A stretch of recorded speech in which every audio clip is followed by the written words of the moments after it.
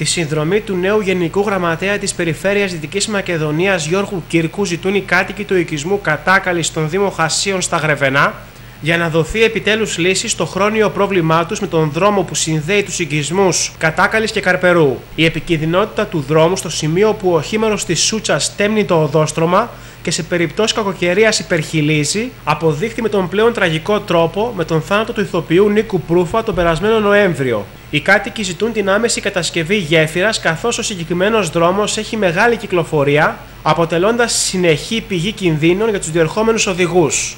Την ίδια στιγμή, οι κάτοικοι που έχουν και τη στήριξη του βουλευτή Γρεβενών Θανάση Χαντάβα στο αίτημά του για την κατασκευή γέφυρας, εγείρουν και ζήτημα πολιτικής απόδοσης ευθυνών για τα συνεχή δυστυχήματα.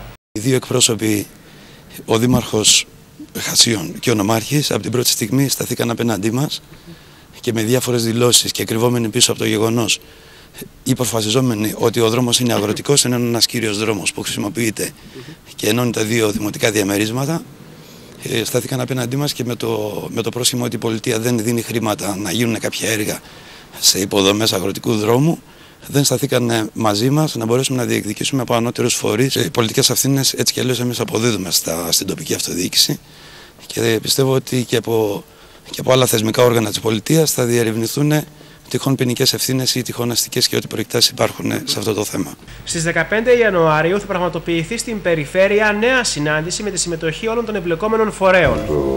Δίνεται αυτό το πληροφοριακό. Να ενημερωθείτε. Μου θέτει το θέμα, το είχα και εγώ υπόψη μου βέβαια. Ενημερώθηκα σχετικά με το θέμα. Ξέρω περίπου που βρίσκεται και και πώς πρέπει να αντιμετωπιστεί, αλλά νομίζω πρέπει να γίνει μια συνάντηση με όλους τους υπηρεσιακούς παράγοντες.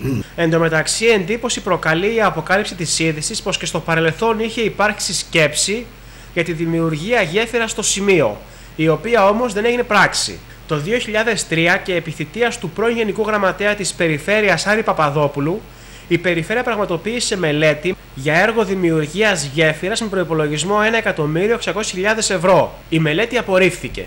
Ήταν άρτια ολοκληρωμένη μελέτη, μάλιστα ήταν και πληρωμένη. Κατατέθηκε στην Περιφέρεια για χρηματοδότηση. Εγκρίθηκε από την Νομαρχία καταρχήν και προωθήθηκε εδώ και κόπηκε λόγω του ότι ήταν μεγάλο έργο για μικρό πληθυσμό.